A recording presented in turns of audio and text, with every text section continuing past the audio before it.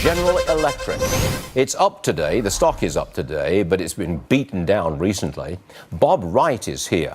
He's the former GE Vice Chair. He knows this company inside and out. And Bob Wright, welcome to the program. It's very good to see you again, sir. Thank you very much, Stuart. And by the way, you're probably going to have to sell your home in San Francisco. Sell my home in San Francisco? I sold it actually in 1980, to be precise. And I thought I was a genius because I made a lot of money. Anyway, that's another story. But do you think, look, you know GE, you were vice chair of the place. Do you think it can survive in its current form? Yes, I do. Well, look, the big problem at the moment is GE's unfunded pension liability, $29 billion. How do you do that? Well, you know, that's a lot of that's a function of interest rates. And interest rates have been very low. And as a result, returns on pension funds have been much lower than anticipated. This is true at all companies. It's true at towns and cities. And that has put a big dent in many, many pensions. As interest rates go up, the reduction of that shortfall will be pretty dramatic. I don't think there's anything really to worry about, because the focus at GE right now is on cash flow. And John Flannery, that's his highest priority, is cash flow. And you hear that first when any kind of earnings and things, growth, it's all important, but cash flow is.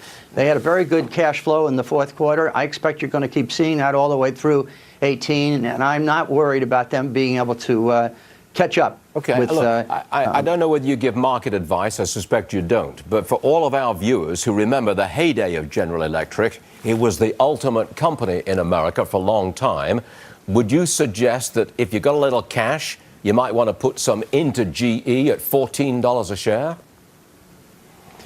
Well, I have certainly a lot of it at $14 a share. So, well, you know, I don't know where GE goes down on this. I think they have very strong plans. Their power business looks like it's on a fairly good resurgence. That's a very big cash company when the market is high in terms of oil and gas. Aviation, they're the best in the world in what they do there. And medical, they are very, very large in medical, especially in radiological. Okay. I don't think any of those things are in any kind of trouble. They may not be at their peak, although aircraft engine probably is.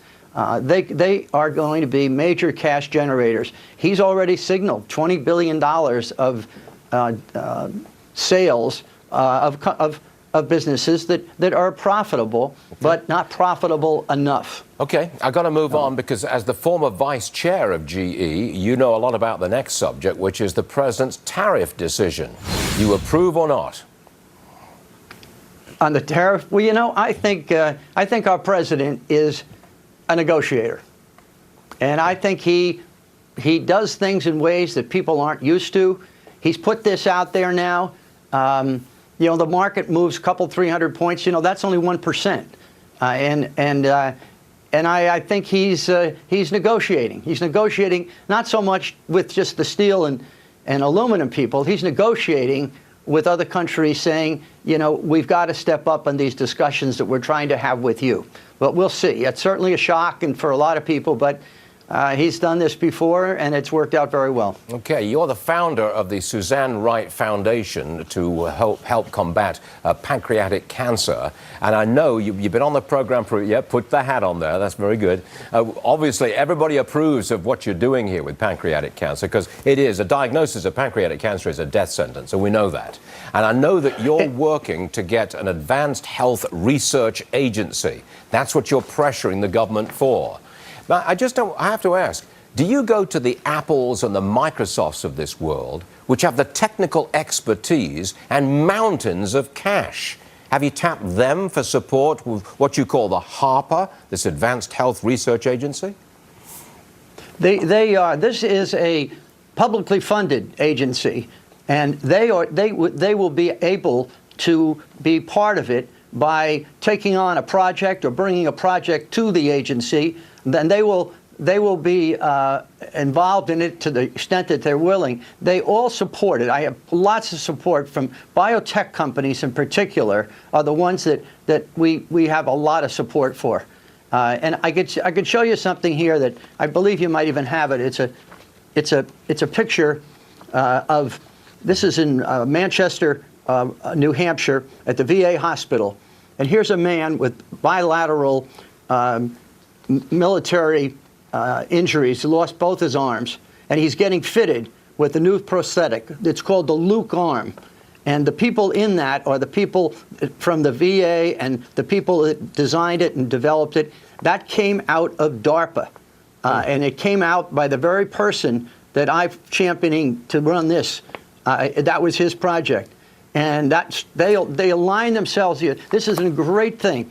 Dean Kamen is one of America's foremost inventors, is heavily involved with this.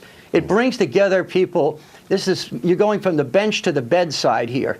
And with the information available from the NIH and the NCI and the technical expertise that a HARPA could bring, we could do a lot of biological medicine and biomechanics. Please, that would be so important. Bob, please keep up the good fight. Everybody is with you on this. Everybody. Well, I'm going to see the president tonight, and I'm going to remind him how well we're doing, and some of his very strongest supporters in the Health and Human Services are behind us. Excellent.